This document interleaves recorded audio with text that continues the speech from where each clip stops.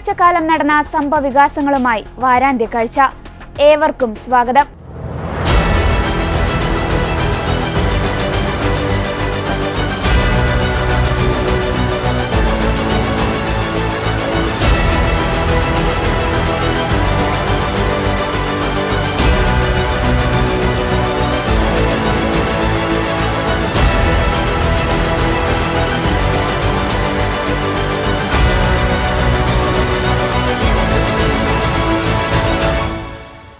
കേരളത്തിലെ വിദ്യാഭ്യാസ സ്ഥാപനങ്ങളിൽ വസ്ത്രധാരണവുമായി ബന്ധപ്പെട്ട് വീണ്ടും ചർച്ചാ വിഷയമായ കൊച്ചിയിലെ സെന്റ് റീത്താസ് സ്കൂളിലെ ഹിജാബ് വിവാദം, മതപരമായ സ്വാതന്ത്ര്യം, സ്ഥാപനപരമായ അച്ചടക്കം, സർക്കാരിന്റെ അധികാരപരിധി എന്നിവയെക്കുറിച്ചുള്ള ചോദ്യങ്ങൾ സമൂഹത്തിനു മുന്നിൽ ഉയർത്തിയിരിക്കുന്നു.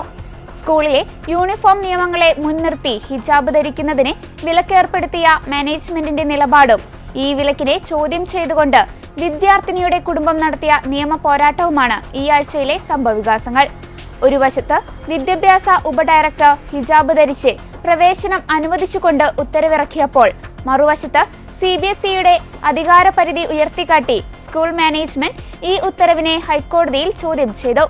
സ്കൂളിന്റെ നിലപാടിനെതിരെ സംസ്ഥാന വിദ്യാഭ്യാസ മന്ത്രി V. ശിവൻകുട്ടി ശക്തമായ വിമർശനങ്ങൾ ഉന്നയിച്ചതും വിദ്യാർത്ഥിക്ക് പഠിക്കാനുള്ള അവകാശം സംരക്ഷിക്കുമെന്ന് സർക്കാർ ഉറപ്പു നൽകിയതും ശ്രദ്ധേയമായി. എന്നാൽ നിയമപരമായ തീർപ്പുകൾക്ക് കാത്തുനിൽക്കാതെ മാനസിക ബുദ്ധിമുട്ടുകൾ ചൂണ്ടിക്കാട്ടി വിദ്യാർത്ഥിനിയുടെ പിതാവ് കേസിൽ നിന്ന് പിന്മാറാനും കുട്ടിയെ മറ്റൊരു സ്കൂളിലേക്ക് മാറ്റാനും തീരുമാനിച്ചതോടെ ഈ തർക്കം താൽക്കാലികമായി അവസാനിച്ചു.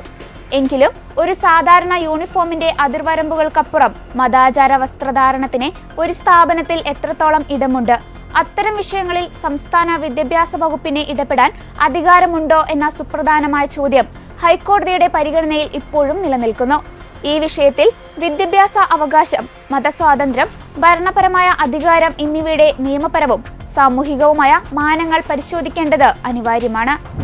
ഒരു വിദ്യാർത്ഥിനിയെ ഹിജാബ് ധരിച്ച് സ്കൂളിൽ പ്രവേശിക്കാൻ അനുവദിച്ചുകൊണ്ട് വിദ്യാഭ്യാസ ഉപഡയറക്ടർ പുറപ്പെടുവിച്ച ഉത്തരവാണ് കേസിന് ആധാരം. 8ാം ക്ലാസ് വിദ്യാർത്ഥിനിക്ക് വേണ്ടി നൽകിയ അപേക്ഷ പരിഗണിച്ചായിരുന്നു DDEയുടെ ഈ നിർണായകമായ തീരുമാനം. ഉത്തരവിൽ ഹിജാബ് ധരിക്കാൻ അനുമതി നൽകിയെങ്കിലും അതിന്റെ നിറവും രൂപകൽപ്പനയും സ്കൂളിനെ തീരുമാനിക്കാമെന്നും വ്യക്തമാക്കിയിരുന്നു. DDEയുടെ നടപടിയുടെ നിയമപരിധിയും അധികാരപരിധിയും സംബന്ധിച്ച് സർക്കാരിന്റെ നിലപാട് അറിയേണ്ടത് അത്യാവശ്യമാണെന്ന് കോടതി വിലയിരുത്തി. കൂടാതെ സ്കൂളുകളിലെ ക്രമസമാധാനം ഉറപ്പാക്കാൻ കോടതി നേരത്തെ തന്നെ പോലീസ് സംരക്ഷണം ഏർപ്പെടുത്താൻ ഉത്തരവിട്ടിരുന്നു. നിയമപരമായ വാദങ്ങൾ തുടരുന്നതിനിടെ ഈ കേസിന്റെ ഏറ്റവും പ്രധാനപ്പെട്ട വഴിത്തിരിവ് ഉണ്ടായത് വിദ്യാർത്ഥിയുടെ ഭാഗത്തു നിന്നാണ്. വിദ്യാർത്ഥിനിയുടെ പിതാവ് കോടതിയെ അറിയിച്ചത് നിയമപോരാട്ടത്തിൽ നിന്ന് പിന്മാറാൻ തീരുമാനിച്ചതായും കുട്ടിയെ മറ്റൊരു സ്കൂളിലേക്ക് മാറ്റാൻ തീരുമാനിച്ചതായുമാണ്. വിദ്യാർത്ഥിനിക്ക് അനുകൂലമായ DDEയുടെ ഉത്തരവ് നിലനിർത്തണോ വേണ്ടയോ എന്ന നിയമപരമായ ചോദ്യം ഹൈക്കോടതിയിൽ ബാക്കി നിൽക്കെയാണ് ഈ തീരുമാനം ഉണ്ടായത്. ഹിജാബ് ധരിക്കുന്നതുമായി ബന്ധപ്പെട്ട വിവാദത്തിൽ സെന്റ് റീത്താസ് സ്കൂൾ മാനേജ്മെന്റ് അവരുടെ സ്ഥാപനപരമായ നിലപാട് വ്യക്തമാക്കുകയുണ്ടായി. പ്രിൻസിപ്പൽ സിസ്റ്റർ ഹെലീന മാധ്യമങ്ങളോട് പറഞ്ഞ വാക്കുകളിൽ സ്കൂളിന്റെ സമീപനം വ്യക്തമായിരുന്നു. സ്കൂളിലെ നിബന്ധനകളും നിയമങ്ങളും അനുസരിച്ച് ഞങ്ങളുടെ വിദ്യാർത്ഥിനി വന്നാൽ ആദ്യ ദിവസം വന്ന അതേ സ്നേഹത്തോടെ വിദ്യാഭ്യാസം പൂർത്തിയാകുവോളം ആ കുഞ്ഞിനെ വിദ്യ നൽകാൻ ഞങ്ങൾ തയ്യാറാണ്. കുട്ടികളുടെ നല്ല ഭാവിയെ ലക്ഷ്യം വെച്ച് നടത്തുന്ന ഈ വിദ്യാലയത്തിന് അവകാശങ്ങളുണ്ടെന്നും അതിന് സുരക്ഷ വേണമെന്ന് ബോധ്യമായപ്പോൾ സംരക്ഷണം നൽകിയ ബഹുമാനപ്പെട്ട കേരള ഹൈക്കോടതിക്ക് നന്ദി. അതിനുവേണ്ടി നിയമസഹായം നൽകിയ വക്കീലിനും കൃതജ്ഞത അറിയിക്കുന്നു. ബഹുമാനപ്പെട്ട വിദ്യാഭ്യാസ മന്ത്രി ശിവൻകുട്ടി സാറും അദ്ദേഹത്തിൻ്റെ സെക്രട്ടറിയും ആദ്യ ദിനങ്ങളിൽ സ്കൂളിൻ്റെ കാര്യങ്ങൾ അന്വേഷിച്ച് വസ്തുതകൾ ആരാഞ്ഞിരുന്നു. ഒരു വിദ്യാലയവും വിദ്യാഭ്യാസ വകുപ്പിൻ്റെ സഹായ സഹകരണങ്ങൾ ഇല്ലാതെ നല്ല രീതിയിൽ നടന്നു പോവുക ക്ലേശകരമായിട്ടുള്ള ഒരു കാര്യമാണല്ലോ. ഇന്നോളം നൽകിയ എല്ലാ സപ്പോർട്ടിനും ബഹുമാനപ്പെട്ട വിദ്യാഭ്യാസ മന്ത്രി ശിവൻകുട്ടി സാറിന് നന്ദി അറിയിക്കുന്നു. അതുപോലെ എറണാകുളത്തിൻ്റെ ബഹുമാനപ്പെട്ട MP ശ്രീ ഹൈബി ഈഡൻ ഇവിടെ ഈ കാര്യങ്ങൾ രമ്യമായി പരിഹരിക്കാൻ എത്തുകയുണ്ടായി. അന്നേ ദിനം അദ്ദേഹത്തെ ഞങ്ങൾക്ക് കാണുവാൻ കഴിഞ്ഞിരുന്നില്ല. ആദ്യമായിട്ടല്ല അദ്ദേഹം ഈ സ്കൂളിലേക്കും പരിസരത്തേക്കും കടന്നു വരുന്നത്. അദ്ദേഹത്തിനും ഞങ്ങൾക്കെന്നും പ്രോത്സാഹനം നൽകി പോരുന്ന സ്ഥലം MLA ശ്രീ K. ബാബുവിനും സമയം കണ്ടെത്തി ഇവിടെ എത്തിയതിൽ ഞങ്ങൾ നന്ദി പറയുകയാണ്. ഇവിടെ പ്രശ്നങ്ങൾ ഉണ്ടായപ്പോൾ ആദ്യം ഓടിയെത്തിയ ഒരു വ്യക്തിയാണ് ശ്രീ ഷോൺ ജോർജ്. എല്ലാ സഹായവും സ്കൂളിനായി അദ്ദേഹം വാഗ്ദാനം ചെയ്തിട്ടുണ്ട്. ഹൃദയപൂർവ്വം അദ്ദേഹത്തിന് നന്ദി പറയട്ടെ. എല്ലാ ക്രൈസ്തവ സഭകൾക്കും ഏറെ പ്രത്യേകിച്ച് ആദ്യം മുതൽ ഞങ്ങൾക്കൊപ്പമുള്ള കൊച്ചി രൂപത അഡ്മിനിസ്ട്രേറ്റർ പിതാവിനും രൂപത നേതൃത്വത്തിനും ജാതി മത ഭേദമന്യേ ധൈര്യം നൽകി കൂടെ നിർത്തിയ എല്ലാവർക്കും നന്ദി അർപ്പിക്കുന്നു. മീഡിയ പ്രവർത്തകരായ നിങ്ങൾ ഒത്തിരി സഹായിച്ചിട്ടുണ്ട്. നന്ദിയുണ്ട് നിങ്ങൾക്ക് എല്ലാവർക്കും. പരമപ്രധാനമായ ഒരു കാര്യം ഇവിടെ സൂചിപ്പിക്കട്ടെ. ഇവിടുത്തെ ഈ സ്കൂളിലെ നിയമങ്ങളും നിബന്ധനകളും അനുസരിച്ച് ഞങ്ങളുടെ വിദ്യാർത്ഥിനി വന്നാൽ ആദ്യ ദിനം വന്ന അതേ സ്നേഹത്തിൽ വിദ്യാഭ്യാസം പൂർത്തിയാകുമ്പോളം ആ കുഞ്ഞിനെ വിദ്യ നൽകാൻ ഞങ്ങൾ തയ്യാറാണ്. We are wholeheartedly ready for that. We hope the best will happen. Saint റീറ്റാസിലെ കുട്ടികൾക്ക് ഞങ്ങളാൽ ആവും വിധം നൽകിക്കൊണ്ടിരിക്കുന്നത് ഒരു ഫുള്ളി ഇന്ത്യൻ വേ ഓഫ് എഡ്യൂക്കേഷനാണ്. അതായത് പാഠ്യ പദ്ധതിക്ക് പുറമെ അവരെ ഇന്ത്യയുടെയും കേരളത്തിൻ്റെയും സാംസ്കാരിക മൂല്യങ്ങൾ പഠിപ്പിക്കുന്നുണ്ട്. Totally Indian education. I mean, beyond the curriculum, we teach our students the culture, tradition, and what all good both Bharat and Kerala have. The human value and the importance of humanity. And we do teach them extra how important is to protect environment and life together and being with nature. And again, those who want special help mentally, we do support and teach them. അതുവഴി കുട്ടികൾ നമ്മുടെ ഇന്ത്യയെ സാരെ ജഹാം സെ അച്ഛ ആക്കട്ടെ. That our students make our India Saare ജഹാം സെ അച്ഛ. ഒരിക്കൽ കൂടി എല്ലാവർക്കും നന്ദി. കോടതിയുടെ മുന്നിലിരിക്കുന്നതാണ് പല വിഷയങ്ങളും. ഇപ്പോൾ പറയാൻ ഞാൻ അതിന് മുതിരുന്നില്ല. നിയമം അതിൻ്റെ വഴിക്ക് തന്നെ പോകട്ടെ. കോടതിയെയും സർക്കാരിനെയും എന്നും ബഹുമാനിച്ചിട്ടാണ് പോയിട്ടുള്ളത്. അത് തുടരുകയും ചെയ്യും. Please spread A culture of harmony, love and piece. നല്ല ഒരു ദിനം ആശംസിക്കുന്നു. Have a good day. Thank you. ഈ പ്രസ്താവനയിലൂടെ വിദ്യാർത്ഥിനിയെ സ്കൂളിൽ നിന്ന് മാറ്റി നിർത്താൻ അവർ ആഗ്രഹിക്കുന്നില്ലെന്നും എന്നാൽ അഡ്മിഷൻ സമയത്ത് എല്ലാവർക്കും ബാധകമായ സ്കൂൾ നിയമങ്ങൾ പാലിക്കേണ്ടത് അത്യാവശ്യമാണെന്നും സ്കൂൾ സൂചിപ്പിച്ചു. അവരുടെ നിലപാട് വ്യക്തിപരമായ വിവേചനത്തിനെതിരെ ആയിരുന്നില്ല, മറിച്ച് സ്ഥാപനപരമായ യൂണിഫോം കോഡിന്റെയും അച്ചടക്കത്തിന്റെയും പ്രാധാന്യം ഊന്നി പറയുന്നതായിരുന്നു. സ്കൂളിലെ വിദ്യാഭ്യാസ രീതിയെക്കുറിച്ച് പ്രിൻസിപ്പൽ നൽകിയ വിശദീകരണം ശ്രദ്ധേയമാണ്. സെന്റ് റീത്താസ് സ്കൂളിലെ കുട്ടികൾക്ക് നൽകുന്നത് ഇന്ത്യൻ രീതിയിലുള്ള വിദ്യാഭ്യാസമാണെന്നും പാഠ്യപദ്ധതിയോടൊപ്പം ഇന്ത്യയുടെയും കേരളത്തിന്റെയും സാംസ്കാരിക മൂല്യങ്ങളും പഠിപ്പിക്കുന്നുണ്ടെന്നും അവർ പറഞ്ഞു. ഇതിലൂടെ സ്കൂൾ ഒരു പ്രത്യേക മതപരമായ ചിഹ്നത്തെ എതിർക്കുകയല്ല, മറിച്ച് ഇന്ത്യയുടെ ബഹുസ്വരതയും പൊതുവായ അക്കാദമിക അന്തരീക്ഷവും നിലനിർത്തുന്നതിൽ ശ്രദ്ധ കേന്ദ്രീകരിക്കുന്നു എന്ന് സ്ഥാപിക്കാൻ മാനേജ്മെന്റ് ശ്രമിച്ചു. യൂണിഫോം നിയമങ്ങൾ ഈ പൊതുവായ അന്തരീക്ഷം നിലനിർത്താൻ അനിവാര്യമാണെന്ന് അവർ വാദിച്ചു. എന്നാൽ സ്കൂളും കോടതിയും തമ്മിലുള്ള നിയമപരമായ തർക്കം തുടരുന്നതിനിടെയാണ് വിദ്യാർത്ഥിനിയുടെ പിതാവ് PM അനസ് തീരുമാനം അറിയിച്ചത്.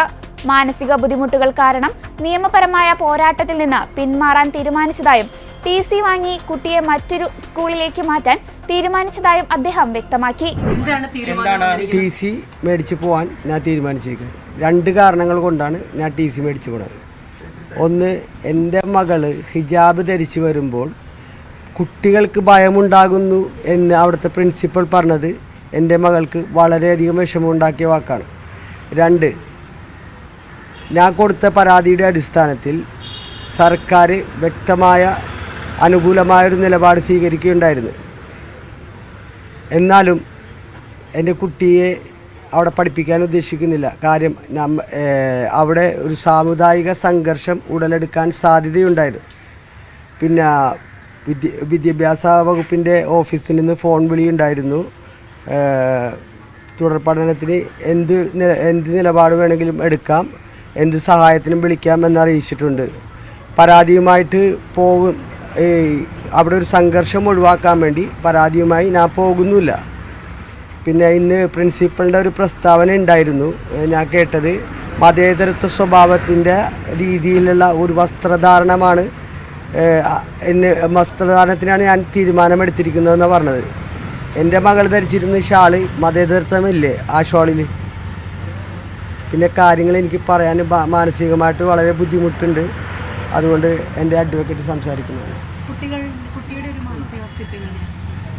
അവൾക്ക് മാനസികമായിട്ട് വളരെ ബുദ്ധിമുട്ടുണ്ട്. ഇന്നലെയും മിനിഞ്ഞാന്നും സ്കൂളിൽ വരാത്തത് കുട്ടിക്ക് മാനസികമായി ബുദ്ധിമുട്ടുള്ളത് കൊണ്ടാണോ? അതെ, തീർച്ചയായും.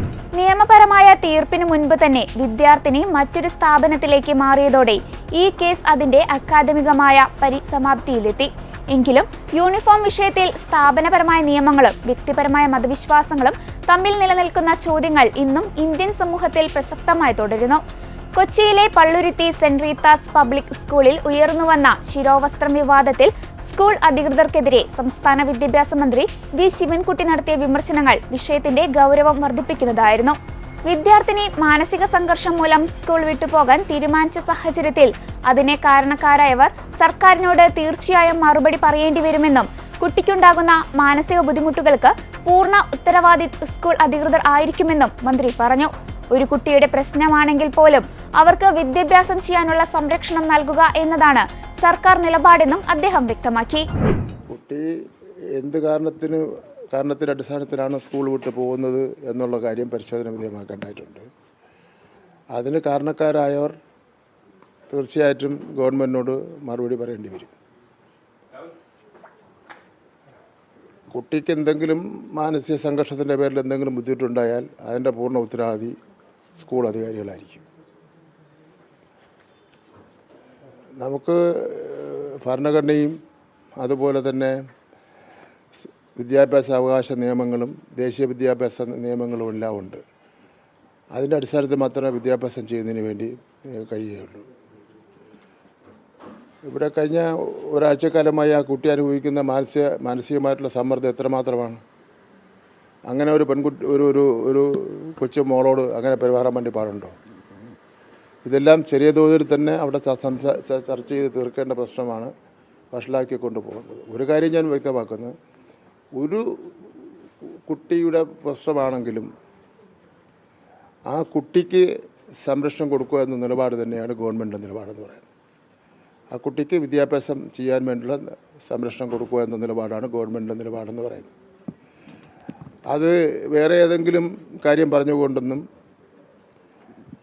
അതിൻ്റെ വിഷയത്തെ മാറ്റാൻ വേണ്ടിയുള്ള പരിശ്രമം നടത്തേണ്ട കാര്യമേ ഇല്ല. ഇപ്പോൾ ഇവിടെ പിന്നെ ഒരു സംശയം പറഞ്ഞു മെനഞ്ഞാന്നവർ. ഞങ്ങൾക്ക് വളരെ ധിക്കാരത്തോടു കൂടിയാണ് പറഞ്ഞത്. ഞങ്ങൾ ഇതെല്ലാം ചെയ്യും പറഞ്ഞത്. അവിടുത്തെ PTA പ്രസിഡൻറ്റ്, പ്രിൻസിപ്പാള്, പിന്നെ അവരുടെ ഒരു അഡ്വക്കേറ്റ് എന്ന് പറഞ്ഞ് പിന്നെ പ്രതിപക്ഷ നേതാവിൻ്റെ ഓഫീസിൽ ഉണ്ടായിരുന്ന ഒരു കുട്ടി അഡ്വക്കേറ്റ്. ലീഗൽ അഡ്വൈസർക്കൊന്നും സ്കൂളിൻ്റെ കാര്യം പറയാനുള്ള അവകാശമൊന്നുമില്ല. അതൊക്കെ കോടതിയിൽ പിന്നെ നിയമപരമായ കാര്യങ്ങൾ കൈകാര്യം ചെയ്യുക എന്നുള്ളതാണ്. ഇവിടെ നമ്മുടെ KER അധ്യായം 5 പ്രകാരം സ്കൂൾ തുറക്കലും അംഗീകാരം നൽകലും സംബന്ധിച്ചെന്നുള്ള ഒരു അധ്യായമുണ്ട്. അതിൽ പറയുന്ന റൂൾ 11 പറയുന്നത് പുതിയ സ്കൂളുകൾ തുറക്കുന്നതിന് അനുമതി നൽകുന്നത് സംബന്ധിച്ചാണ്. റൂൾ 3 പറയുന്നത് സ്കൂൾ തുറക്കുവാനുള്ള അനുവാദം പിൻവലിക്കുന്നത് സംബന്ധിച്ചാണ് പറയുന്നത്. അതുപോലെ അപ്പോൾ അതിൽ നമ്മുടെ KERൽ വ്യക്തമായി തന്നെ ആ കാര്യങ്ങൾ പറയുന്നുണ്ട്. അപ്പോൾ അതൊന്നും ഇതുവരെയും നമ്മൾ നടപ്പിലാക്കിയിട്ടില്ല. ഇപ്പോൾ KERലെ അധ്യായം 5 പറയുന്നുണ്ട്, റൂൾ 11 പറയുന്നുണ്ട് സ്കൂളിന് അംഗീകാരം നൽകുന്നതിനെ സംബന്ധിച്ച്. റൂൾ 3 അംഗീകാരം റദ്ദാക്കുന്നതിനെ സംബന്ധിച്ച് പറയുന്നത്. അപ്പോൾ ഏതെങ്കിലും ഒരു മാനേജ്മെൻറ്റ് ഞങ്ങൾ സ്വയമാറ്റങ്ങ് വിദ്യാഭ്യാസ രംഗത്തെ അധികാരങ്ങൾ അങ്ങ് സ്വയം ഏറ്റെടുത്ത് ഭരണം നടത്താൻ വേണ്ടി നോക്കിയാൽ അത് നടക്കുന്ന കാര്യമില്ല. അങ്ങനെ കേരളത്തിലൊരു കീഴ്വഴക്കവും ഇല്ലതാനും. അപ്പം അതുകൊണ്ട് പ്രശ്നം ഇനിയെങ്കിലും ആ കുട്ടിയെ വിളിച്ച് സംസാരിച്ച് തീർക്കണം. ഞങ്ങൾ ചെയ്തത് എന്താ, ഒരു പരാതി കിട്ടിയാൽ എന്താ ചെയ്യേണ്ടത്? പരാതി കിട്ടിക്കഴിഞ്ഞാൽ അത് അന്വേഷിക്കണം. അവിടുത്തെ ഡെപ്യൂട്ടി ഡയറക്ടർ അന്വേഷിച്ചപ്പോൾ കുറച്ച് കാര്യങ്ങൾ കണ്ടെത്തി. മാനേജിൻ്റെ ഭാഗത്ത് നിന്ന് ഉണ്ടായിട്ടുള്ള ചില, ഞാൻ രണ്ടു മൂന്ന് പ്രാവശ്യം പറഞ്ഞിട്ടുള്ള കാര്യങ്ങൾ, ചില കുറവുകൾ കണ്ടെത്തി. ആ കുറവുകൾ കണ്ടെത്തിയതിൻ്റെ അടിസ്ഥാനത്തിൽ ആ പ്രശ്നങ്ങൾക്ക് പരിഹാരം കാണുന്നതിന് വേണ്ടിയുള്ള നിർദ്ദേശം കൊടുത്തു. അതിൽ പ്രധാനപ്പെട്ട നിർദ്ദേശം കൊടുത്തതെന്ന് വെച്ചാൽ യൂണിഫോമിൻ്റെ കാര്യത്തിൽ നമ്മൾ ഒരു വിട്ടുവീഴ്ചയും ചെയ്യേണ്ട കാര്യമില്ല. ഒരു സ്കൂളിൻ്റെ യൂണിഫോം നമുക്ക് മാറ്റി സ്ഥാപിക്കാൻ വേണ്ടി പറ്റില്ല. പിന്നെ നമുക്ക് ശിരോവസ്ത്രം ധരിക്കുന്നതിനെ സംബന്ധിച്ചിടത്തോളമാണ്. അത് കർണാടകത്തിലുണ്ടായ ചില സംഭവങ്ങളുടെ അടിസ്ഥാനത്തിൽ സുപ്രീം കോടതിയിൽ കുറേ കേസുകൾ പരിഗണനയിലാണ്. അതിനെ സംബന്ധിച്ച് ഒരു തീരുമാനം സുപ്രീം കോടതി എടുത്തിട്ടില്ല. അപ്പോൾ അതിനെ സംബന്ധിച്ച് നമ്മൾ കോടതി വിധിയുടെ അടിസ്ഥാനത്തിൽ ഒരു തീരുമാനം എടുക്കാൻ വേണ്ടി പറ്റില്ല. സ്കൂളിന് ഒരു മാന്യമായ പ്രശ്നം പരിഹാരം കാണുന്നതിന് വേണ്ടി ചെയ്യാൻ കഴിയുന്നത് സ്കൂൾ യൂണിഫോമിന് മാറ്റം വരുത്താതെ ഈ ശിരോവസ്ത്രം ധരിക്കണമെന്ന് പറഞ്ഞ കുട്ടിക്ക് മാനേജ്മെൻറ്റും സ്കൂൾ അധികാരികളും പ്രിൻസിപ്പാളും രക്ഷകർത്താക്കളും തമ്മിൽ ആലോചിച്ചിട്ട് സെയിം കളറിലുള്ള ശിരോവസ്ത്രം കൊടുക്കുക. അപ്പോൾ പ്രശ്നം തീർന്നല്ലോ. അങ്ങനെ വേണ്ടി ചെയ്യാൻ വേണ്ടി കഴിയുന്നത്. ഇവിടെ നമുക്ക് കാണാൻ ഒരു അത്ഭുതകരമായ കാര്യമാണ്. ശിരോവസ്ത്രം ധരിച്ചുകൊണ്ടുള്ള നിൽക്കുന്ന ടീച്ചറാണ് കുട്ടിയോട് പറഞ്ഞത് ശിരോവസ്ത്രം ധരിക്കാൻ വേണ്ടി പാടില്ല എന്ന്. അതൊക്കെ ഒരു വിരോധാഭാസമായിട്ട് മാത്രമേ നമുക്ക് കാണുന്നതിന് വേണ്ടി കഴിയുകയുള്ളൂ. അപ്പോൾ നമുക്ക് പ്രശ്നം പരിഹാരം കണ്ടെത്തി പോകണം. സ്കൂളിൻ്റെ അന്തരീക്ഷം സമാധാനം ഉണ്ടാക്കുന്നതിന് വേണ്ടി കഴിയണം. വാശിയും വൈരാഗ്യമൊക്കെ നമുക്ക് മാറ്റിവെച്ചിട്ട് കുട്ടിയും കൂടെ സ്കൂളിൽ ഉൾക്കൊണ്ടുകൊണ്ട് പഠിക്കുന്നതിന് വേണ്ടിയുള്ള സംവിധാനം ചെയ്യുകയായിരിക്കും നല്ലത്.